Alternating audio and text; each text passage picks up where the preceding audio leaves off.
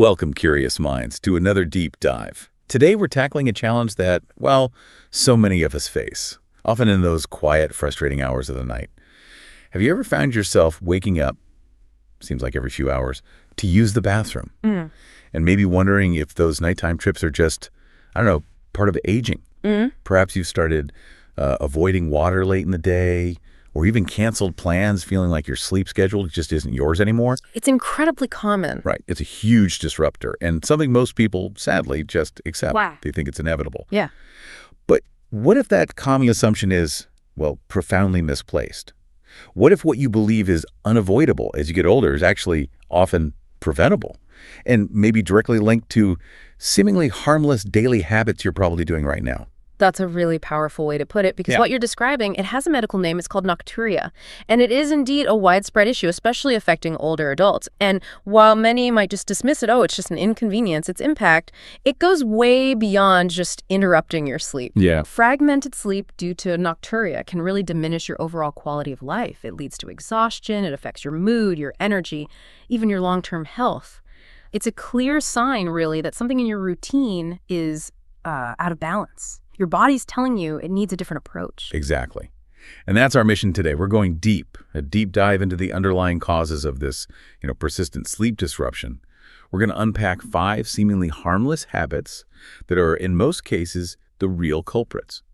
We'll reveal some surprising facts and, importantly, actionable insights. Our goal isn't just understanding the problem. It's to arm you with practical, transformative solutions. So get ready, because you might gain some valuable, potentially life-changing knowledge that could profoundly impact your nights and, as a direct result, your days too. Okay, let's unpack this. For so long, the story around waking up at night to urinate has been one of resignation, right? Right. Just accept it. Yeah, people just accept it. It's part of aging, nothing I can do. Maybe you've tried cutting back on water, or maybe adjusted your dinner time a bit, only to find it didn't really work, or not much anyway. Felt discouraged. Happens a lot. So today, we want to explore why those efforts might not have been enough and what new perspectives can make all the difference. Think about what that acceptance costs you.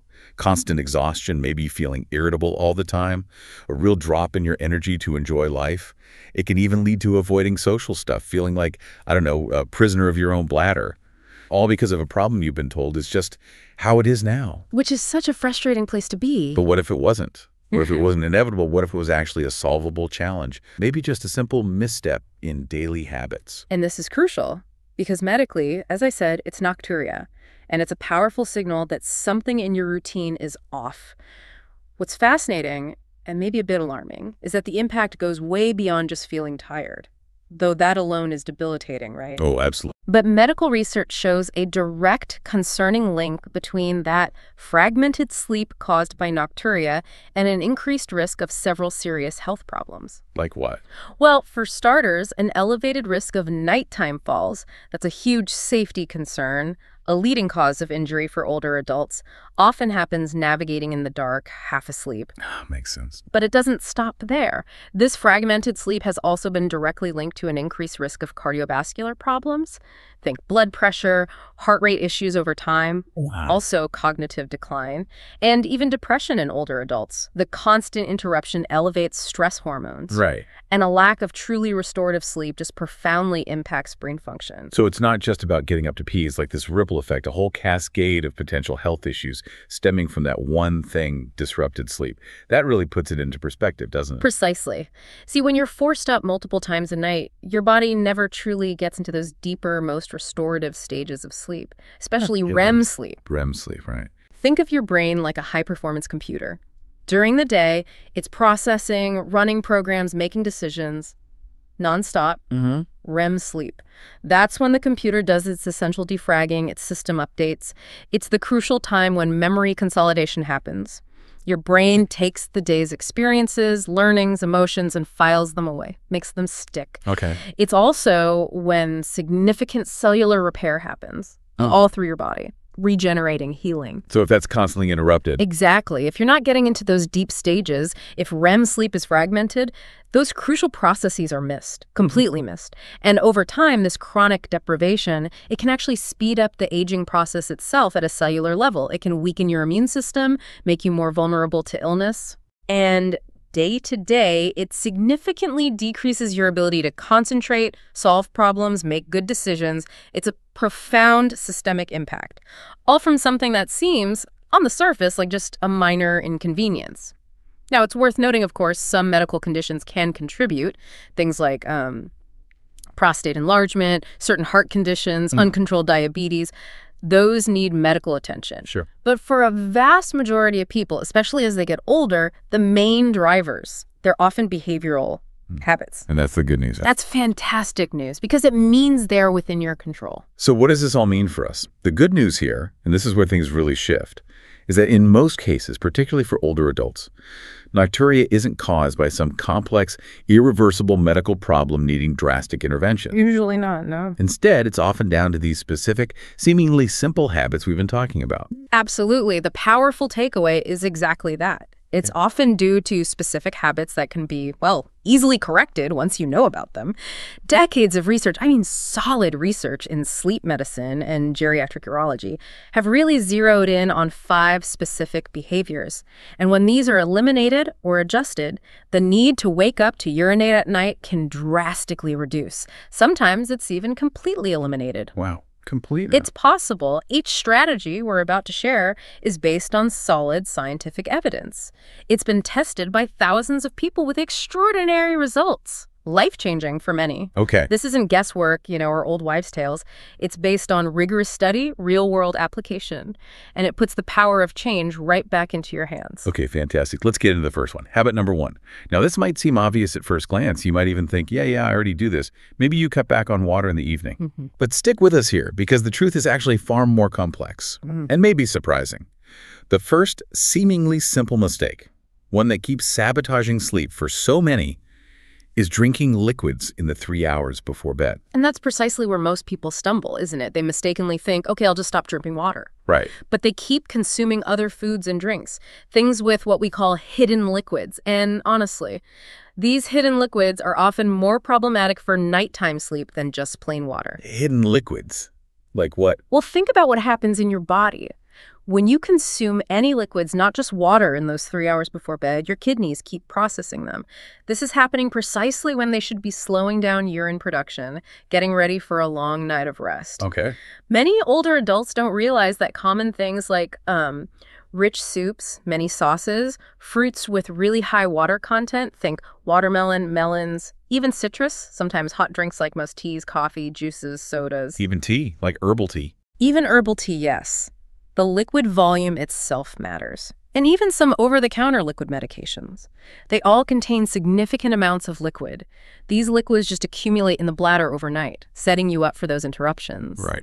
And what's more, overloading your kidneys right before bed directly messes with your body's natural production of vasopressin. Vasopressin. Okay, what's that? It's a vital hormone made in your brain. It basically acts like a water manager for your kidneys. It tells them, hey, hold on to more water, make less urine overnight. It's your body's natural sleep mode for the bladder. Gotcha. When you drink too close to bedtime, you're basically counteracting this crucial process. You're telling your kidneys, nope, stay on full alert, no matter how tired the rest of you is. So it's not just what we visibly drink, but the liquid hidden in our food, too. Wow. That's a game changer for many, I bet. To really understand the impact, let's talk about Margaret's story. Yes, Margaret. She's a great example. A 72-year-old from Phoenix, Arizona. She'd been struggling for years, waking 4, sometimes 5 times every single night to urinate. She felt utterly desperate. She told me, my sleep was destroyed. I felt like a prisoner of my own bladder. She'd tried everything, cutting down water, different medications. She was even considering surgery as a last resort. Nothing worked. Wow, surgery. Yes. Her revelation came when she finally realized that her seemingly harmless nightly routine, a cup of chamomile tea for relaxation, and her usual bowl of soup at dinner were actually major culprits. Ah, tea and soup. Exactly. She was so careful about restricting plain water, but she was still flooding her system with these hidden liquids right before bed. So after applying this strategy, this comprehensive approach of eliminating all liquids late at night, Margaret managed to reduce her trips down to just once a night. And this was in just 2 weeks. 2 weeks. That's incredible. Astonishing, wasn't it? And it wasn't just about fewer trips. It was about reclaiming her nights, her peace of mind. That's a truly remarkable shift. And what's fascinating here, like you said, is how the benefits go way beyond just sleeping better. It's more like a holistic shift, isn't it? Restoring the body's rhythm. Absolutely. When you stop overloading your kidneys before bed, your body can naturally produce and effectively use more of that vasopressin hormone, the one crucial for concentrating urine. Right. This means you not only urinate less frequently, but the sleep you do get is deeper, more restorative, because your body isn't working overtime down there. You wake up genuinely more rested. You have significantly more energy during the day for the things you actually want to do. Mm-hmm. People often report clearer thinking, less of that morning grogginess, better concentration. It's not just convenience, it's enhanced vitality, overall well-being. Your body is just functioning more efficiently 2:34 to 7. So how do we put this into practice? Practically, sustainably. It sounds simple, but consistency is key. And sometimes, you just get thirsty. It really is about consistency. The core guideline: set a strict liquid curfew. 3 hours before your usual bedtime. 3 hours, okay. So, for example, if you usually hit the hay around 9:00 p.m., aim to stop consuming any type of liquid by 6:00 p.m. And this is where the hidden liquids part is crucial. This restriction has to include plain water, teas, coffee, juices, sodas, soups, those high liquid fruits like watermelon or melon, even things like popsicles or ice cream. Be comprehensive. Got it. All liquids. But what if you do feel thirsty right before bed? That's a common concern. Remember, your body isn't necessarily dehydrated. It's often just accustomed to a certain pattern. Try just rinsing your mouth with a tiny sip of water, or maybe chewing on a single ice chip. Often that's enough to alleviate the sensation without adding a significant liquid load. Okay, small sips or ice trips. Exactly. Now, for people with maybe reduced mobility, where getting up quickly is tough, prepare a small amount of water bedside, but only for true emergencies or taking essential medications, not for general sipping. Right. And very importantly, if you have diabetes or you're on medications that cause excessive thirst, you must talk to your doctor. Don't just stop drinking. They can advise on alternatives or help you adjust your hydration routine. Maybe concentrate your liquid intake earlier in the day. Ensure you stay hydrated without sabotaging your sleep. It's about meeting your needs during the day so your body isn't screaming for water at night. Margaret, months later, she summed it up perfectly, didn't she? She said, "I can't believe something so simple changed my life so much. I sleep like I did when I was 50. She did. My energy during the day has tripled. My grandchildren are amazed." Yeah. Maybe you listening can relate to that feeling, wanting that transformation, reclaiming that vitality, just by being smarter about liquids. Okay, moving on. Habit number 2. This is where it gets really interesting, because this is a mistake that apparently a huge percentage, maybe 85% of older adults, make without even realizing they're sabotaging their own sleep. Dunning too late. And consuming diuretic foods in the evening. Most people focus on the liquids, right? But the solid food side is often missed, and it's just as impactful, maybe more so. That's a critical point. The timing of your meals, and specifically what you eat in the afternoon and evening, has a direct, powerful impact on overnight urination. When you eat dinner too close to bedtime, especially if that meal includes foods with natural diuretic properties, you're essentially, programming your bladder to fill up while you sleep. Programming the bladder. I like that. So what are these diuretic foods? Well, the common culprits often include foods we think of as very healthy, which makes us particularly sneaky. We're talking things like tomato, cucumber, celery, asparagus, artichokes, watermelon. Yes, it's a fruit, but high water plus diuretic properties makes it tricky at night. Right. Also, coffee, green tea, chocolate, and even certain herbs like parsley and cilantro. Parsley and cilantro, wow. Yep. They all contain compounds that stimulate urine production. They do this by increasing blood flow to the kidneys and inhibiting the reabsorption of water. The problem gets worse because many of these are eaten without awareness, right? Leading to this vicious cycle that just keeps going. So it's not just what you drink, but also what you eat and when you eat it. Yeah. What's the science behind this dinner dilemma? How does digestion play into it? The science is quite neat, actually. Your digestive system needs roughly 3 to 4 hours to fully process a meal. 3 to 4 hours. Right. And that's not just moving food along. It's breaking it down, absorbing nutrients, processing any excess water or compounds. Now, during this process, especially when you're lying down in bed, digestion naturally slows down quite significantly. Okay. This longer digestion time means those diuretic compounds from your food, they circulate longer in your system. They extend their effect on the kidneys, promoting urine production exactly when you want it to slow down. So your kiddies are trying to chill out, but the late dinner keeps them working overtime. Precisely. And add to that high sodium foods. Many older adults consume quite a bit, often in processed foods or just using too much salt. Sodium acts like a magnet for water in your body. Right. Water retention. Exactly. So the body retains water during the day because of the sodium, and then it releases that retained water at night, often while you're trying to sleep. It's another layer adding to the nocturia problem. Your body holds on to fluid all day and then dumps it when you should be resting. Let me tell you about Robert. His story really brings this connection to life. Ah, yes, Robert. He was a 68-year-old retiree from Tampa. A real night owl eater, he called himself. He had this deep habit of eating dinner late, like 8:30 p.m., often followed by a snack around 9:30 p.m. Late snacks, too. Yeah, and his snacks, often fresh tomatoes, cucumbers. And he'd drink green tea, thinking it helped digestion. Oh, dear. Diuretics galore. Exactly. He told me, I woke up religiously, 1:00 a.m., 3:30 a.m., 5:30 a.m., to urinate. I thought it was just age, but I felt like a zombie. Utterly exhausted, couldn't focus. He was canceling golf games, social stuff, just too drained. That sounds miserable. It was. So after learning about this, he adjusted his dinner time, moved it much earlier, to 6:30 p.m., and he diligently eliminated those diuretic foods after 4:00 p.m. Big change. Huge change, and the results? Radical. In just 10 days, his nighttime trips dropped to only once.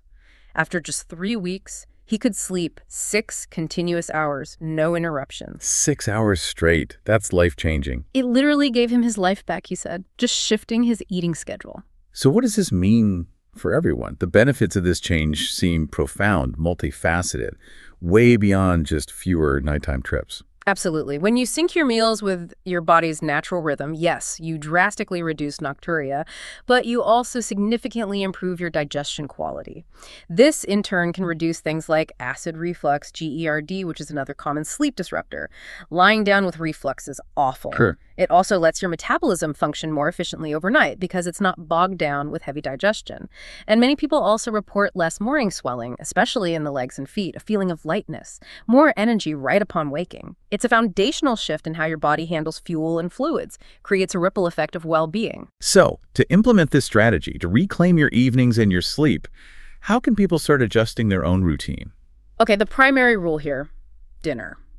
At least 4 hours before bed, ideally. Aim for 5:30 p.m. to 6:30 p.m. 4 hours minimum. Got it. Now, if that's really tough due to work or other commitments, aim for a lighter, smaller meal if you absolutely must eat later. And definitely prioritize that earlier liquid curfew we talked about. Okay. Next, become really aware of your food choices in the afternoon and evening. Maybe make a mental list or even write it down. Your sleep-friendly foods. These are your allies. Allies, I like it. Examples. Good examples are lean meats, like chicken or fish, rice, sweet potatoes, bananas, oats, veggies like broccoli, carrots, green beans, things less likely to stimulate urine production. Okay. Then identify your nighttime enemies. These are the foods to strictly avoid after 4:00 p.m. Strictly avoid after 4 p.m. Yes. The list includes all those diuretics we mentioned. Tomato, cucumber, celery, asparagus, watermelon, coffee, green tea, chocolate, parsley, cilantro. And crucially, add alcoholic beverages to this enemy list. Yeah. Alcohol might make you feel sleepy initially, right? Yeah, seems like it helps. But it's a potent diuretic. It will inevitably cause awakenings later as your body processes it. Guaranteed. Right. Now, if you have tricky time restrictions or medications that need food at specific times, always talk to your doctor. They can help you adjust safely, maybe suggest different meal structures or med timing. Good advice. Robert, he recently told us, I've totally changed my relationship with food and sleep. He did. Now I eat dinner like a king at 6 p.m. and sleep like a baby. My wife is impressed, and I feel 10 years younger. He even said his digestion felt better, too. Fantastic outcome. Imagine that. Feeling 10 years younger just by shifting dinner and being smarter about food. It's truly empowering, isn't it? Shows how adaptable our bodies are. Okay, habit number 3. Now this one might seem like a smart move, proactive even, something you might feel good about doing. But it's actually one of the most dangerous traps keeping older adults stuck in that nocturia cycle. Oh. Using the bathroom just in case before bed. Ah, yes, the just in case pee. Exactly. It sounds sensible, but it's subtle and incredibly powerful in working against you. This is a perfect example of something counterintuitive, a seemingly helpful action that actually creates the problem you're trying to prevent. When you urinate out of precaution before bed, even without a real strong urge, you're inadvertently training your bladder, training it to function at smaller volumes. Training it how? Well, it creates this perpetuating pattern all night long.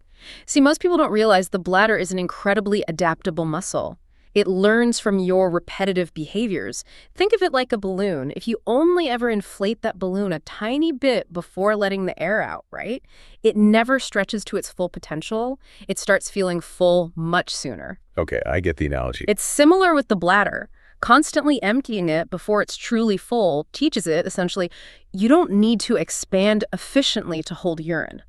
Over time, this significantly reduces the bladder's functional capacity, what it can comfortably hold. So it gets smaller, effectively. Its functional capacity reduces, yes.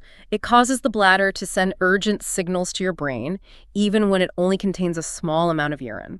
Creates a false sense of urgency that wakes you up, even when there's no real physiological need to empty a full bladder. That's fascinating. So we're basically sabotaging our own bladder capacity, making it smaller and more reactive just by trying to be careful. What's the precise physiology? How does it get conditioned like that? The physiology is quite interesting. A healthy adult bladder, it can comfortably hold somewhere between 300 to 500 milliliters of urine. That's quite a bit. 300 to 500 milliliters. Okay, before it sends those clear, urgent signals to the brain saying, okay, time to go. These signals are triggered by stretch receptors in the bladder wall as it fills up. Right. But when you get into that just-in-case habit, these stretch receptors can become hypersensitive. Your bladder might start screaming, urgent, with only 100 or 150 milliliters inside. Wow, that's a huge difference. It's a dramatic reduction in functional capacity, and it's a false sense of urgency because the bladder isn't truly full. But your body's been conditioned to react as if it is, leading to those sleep interruptions without physiological need. You're constantly interrupting the natural process of your bladder expanding, learning to hold more. It becomes a self-fulfilling prophecy, often made worse by anxiety about needing to get up. Let's talk about Dorothy. Her story really shines a light on this, how detrimental this habit can be. Yes, Dorothy. She was 74, a widow from Seattle. She developed what she called her safety ritual before bed. She explained, every night, even if I didn't feel the urge, I'd go just to be safe. I thought I was being smart, ensuring I wouldn't have to get up later. Thought she was preventing the problem. Exactly. But, she said, I ended up creating a monster. What happened was, she'd wake up just 2 hours later, feeling like her bladder was full. Precisely because she'd trained her body to function at that reduced capacity. Creating her own problem. Totally. Trapped in the cycle of anxiety and broken sleep for years, feeling exhausted.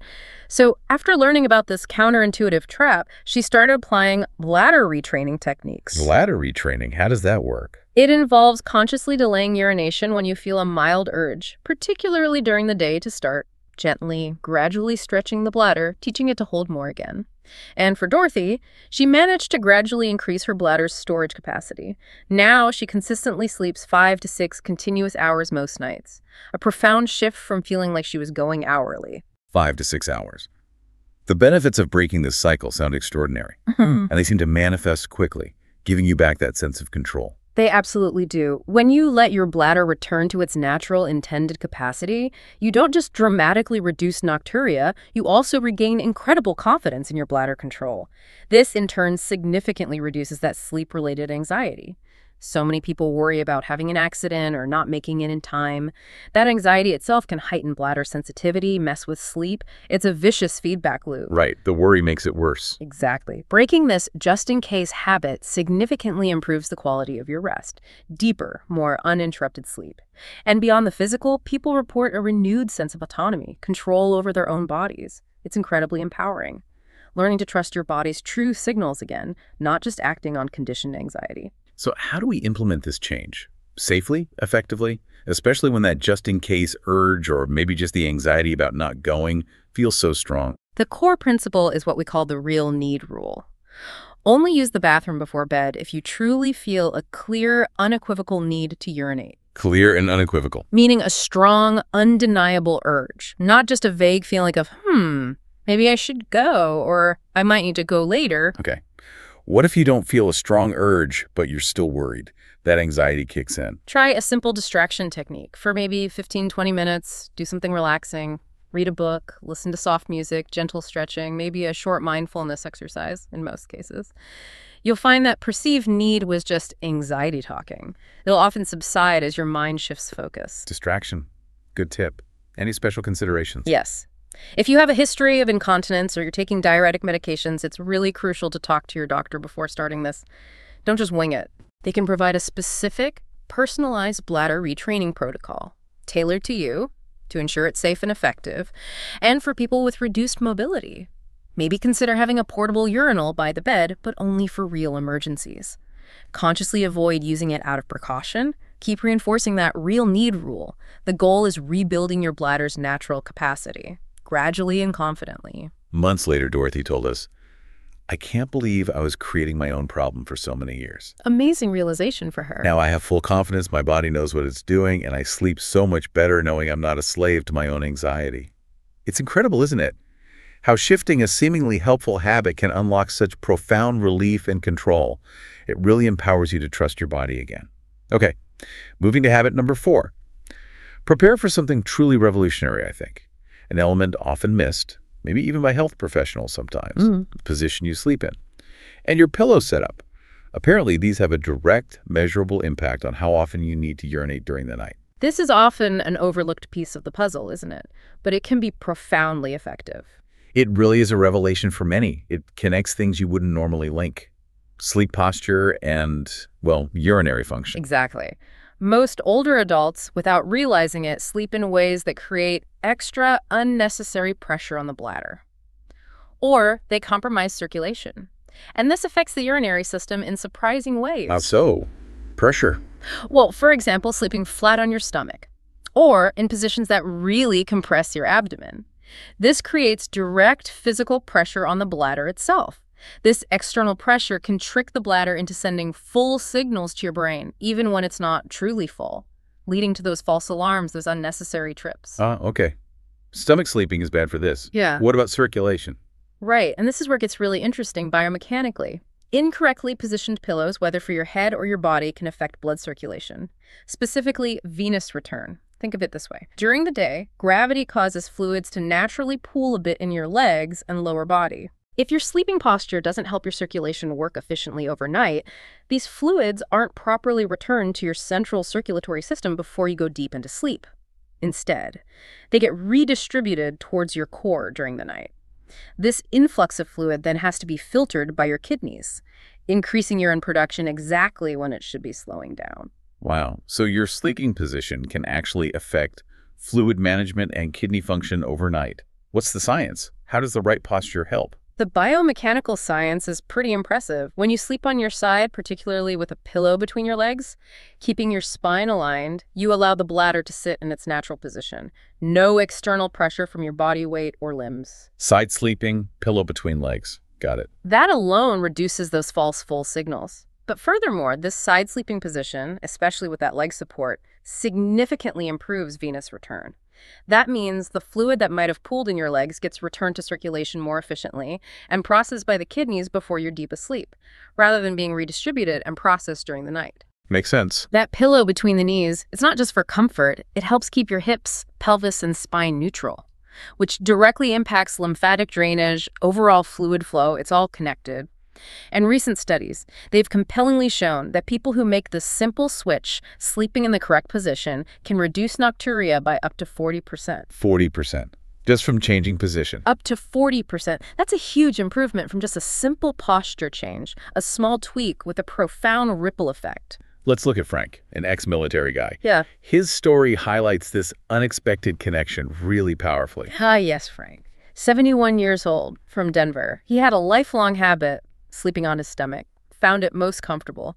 He told me, I was in the Army 30 years, always slept like that, never imagined my sleeping position could cause my night problems. Just thought it was comfortable. Right. He was consistently waking 3 times a night. He was actually considering seeing a urologist about prostate issues, assuming it was structural, thinking meds or surgery were his only options. Frustrated. Understandable. So after learning about this connection, sleep position, and nocturia, Frank, maybe with a little skepticism at first, gradually transitioned, started sleeping on his side, pillow between the legs. Yeah. The results were swift and significant.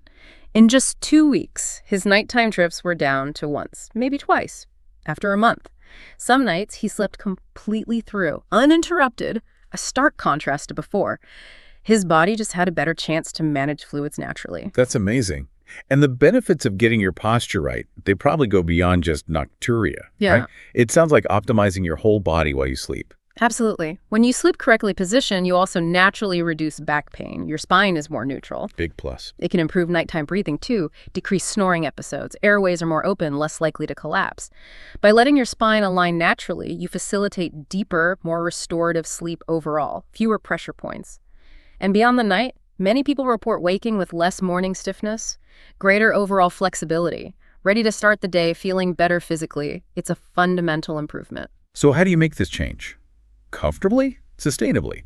Especially if you've been a lifelong stomach sleeper like Frank. What can people do? Okay, first step. Aim to sleep on your side. If possible, preferably the left side, often considered slightly better for circulation due to how major veins and lymphatics are positioned. Left side, preferably. Then, use a medium firmness pillow between your knees. This maintains that spinal alignment, stops the top leg pulling your spine out of whack. Your head pillow should keep your neck neutral, not too high, not too low, ensures good airway and circulation to the brain. Okay, but what if switching feels really awkward? If you've always slept on your stomach, yeah, a sudden switch can be tough, uncomfortable. So, transition gradually. Start by leaning just slightly to your side. Use extra pillows, maybe a body pillow for support. Make the new position feel more secure, more natural until it becomes habit. You could even try positioning a pillow to physically block you from rolling fully onto your stomach. Gradual transition. Good idea. And for people with arthritis or other joint problems, maybe look into special ergonomic pillows or support cushions. They can make the transition more comfortable, ease pressure points. Oh, and generally, if you have sleep apnea or snore intensely, it's usually best to avoid sleeping flat on your back. That can make it worse. Side sleeking is often recommended there, too. Frank recently told us, I changed something as simple as how I sleep, and I feel like I've discovered a secret no one told me. Great way to put it. I sleep better, wake up less, even my back pain has improved. Should have learned this years ago. Isn't that incredible? How a simple posture change can be so transformative. It really shows how interconnected our bodies are. Small tweaks, huge benefits. All right, habit number 5, our final one. Prepare to discover one of the most common mistakes, perhaps, that might be sabotaging your sleep without you even suspecting it. This is probably the most underestimated factor. Surprising. But one that can have the most dramatic impact when you get it right. Inadequate room temperature and incorrect sleepwear. It's not just about comfort, is it? It's deep biology. You're absolutely right. The temperature of your sleeping environment and the clothes you wear. They directly influence urine production during the night. They do this through really sophisticated hormonal and circulatory mechanisms most people are completely unaware of. Okay, how does temperature affect pee? Well, when your room is too warm or you wear sleepwear that traps heat, preventing proper thermal regulation, your body enters a state of what we call thermal stress. Think of it like your body constantly running a low-grade fever, even if you don't consciously feel hot. Thermal stress, okay. This thermal stress actively interferes with the natural production of vasopressin. Remember that key hormone? Concentrates urine overnight. Right, the water manager hormone. Thermal stress inhibits its release or reduces its effectiveness, blocks it from doing its job properly. Plus, excessive heat causes vasodilation. Your blood vessels widen, especially near the skin, trying to shed heat. This leads to changes in circulation. More fluids get directed towards the surface, and then they get filtered by the kidneys more rapidly, precisely when the kidneys should be in nighttime saving mode. Your body's trying to cool down, and one way it does that is processing and releasing more fluids. That's a fascinating physiological link. Yeah. So our bodies are naturally programmed to slow urine production when it's cooler, and being too warm fights against that program. Exactly. The physiology is quite compelling. During normal, healthy sleep, your core body temperature naturally drops by about 1 to 2 degrees Celsius. That's roughly 33.8 to 35.6 Fahrenheit. Body cools down during sleep. Yes, it's supposed to. This subtle drop is a key signal for your body to increase production of both vasopressin and melatonin, both crucial for restful, uninterrupted sleep. Melatonin starts sleep. Vasopressin sustains it by managing the bladder. When your environment is too hot, generally above 20 degrees Celsius or 68 Fahrenheit, or you wear clothes that prevent this natural cooling, you are actively interfering with a fundamental evolutionary process. one that controls nighttime urine production. Think of your body like a finely tuned engine. Runs best at a certain temp. Your sleep hormones work best within a specific, slightly cooler range. And the research backs this up. Strongly. Studies show people sleeping in controlled, cooler environments, specifically between 18 to 20 Celsius, that's 64 to 68 Fahrenheit, can reduce nocturia by an astonishing amount, up to 50%. 50%, just from temperature. Up to 50%. It's not a small tweak. It's a powerful lever that directly impacts hormonal and circulatory balance overnight. Let's meet Eleanor, a retired teacher. Her story illustrates this perfectly, this often overlooked factor. Yes, Eleanor, 69 years old, retired teacher from Miami. She'd been battling nocturia for over 5 years, waking 4 or 5 times a night. And she had a strong preference. Sleeping warm, kept the AC off, wore thick flannel pajamas, even in the Miami heat. Flannel in Miami, wow. She genuinely thought it was just a personal preference for comfort. Thought she was doing herself a favor bundling up.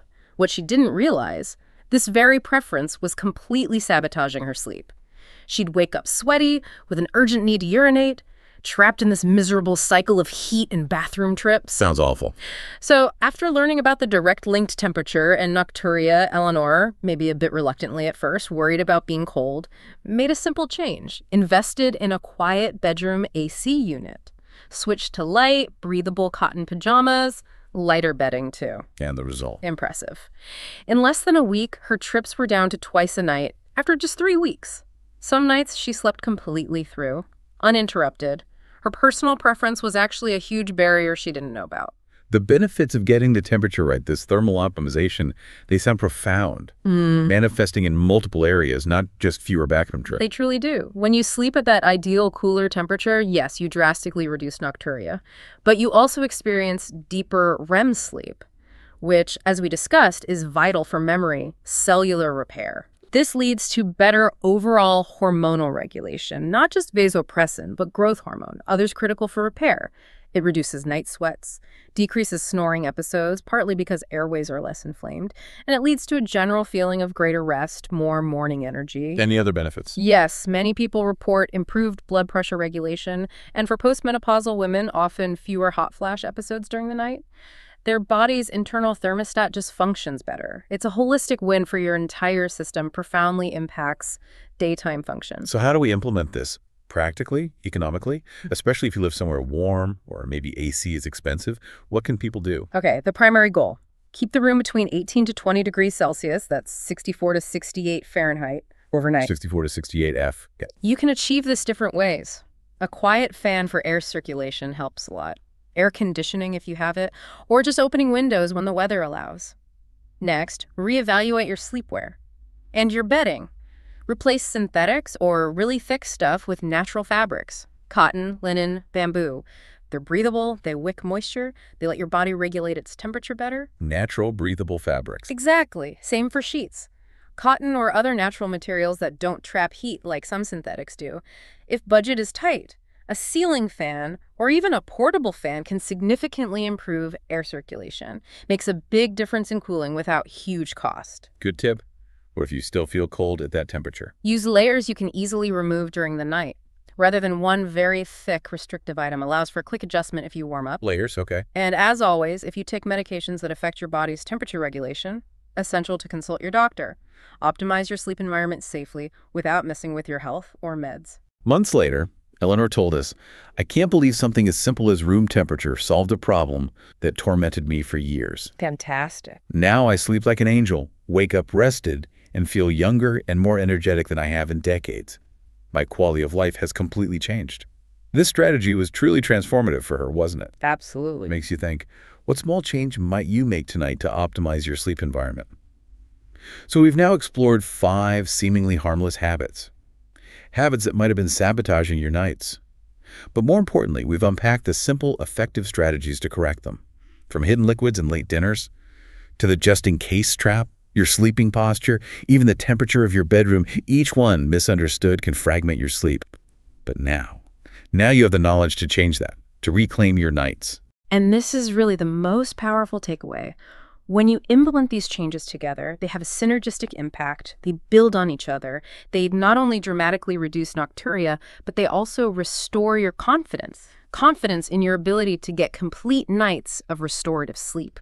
and have days full of energy, vitality. That confidence is key. Absolutely. And the most extraordinary thing about these discoveries, they put the control completely back in your hands. You don't need expensive medications usually, or invasive procedures, or special equipment. Well, you need that. You just need the willingness to make smart, informed adjustments to habits you might not even have known were causing the problem in the first place, your body. It has this incredible inherent ability to adapt and heal when you give it the right conditions. And the best part, it's never too late to start, never too late to sleep better, wake up more rested. These strategies can start working for you literally the first night you try them. That quickly. That's how quickly your body can respond when you give it what it truly needs. And even if you have a setback one night, understanding why it happened empowers you to just get back on track the next day. No big deal. We really hope these insights empower you. Empower you to make changes for yourself. Or maybe share this with someone you care about who might be struggling in silence with these nighttime interruptions. Remember, you have the power to transform your sleep. Remember, knowledge is power, especially when it comes to understanding your own body, making informed choices for your well-being. The profound impact of these simple choices is just truly incredible. So consider this as we wrap up. What is one small, simple adjustment you can make starting tonight based on what we've discussed? One thing that could unlock deeper, more restorative sleep and profoundly impact your energy and vitality tomorrow. Let that thought guide your actions tonight and going forward. Until our next deep dive, continue to be curious, stay well informed, and take care.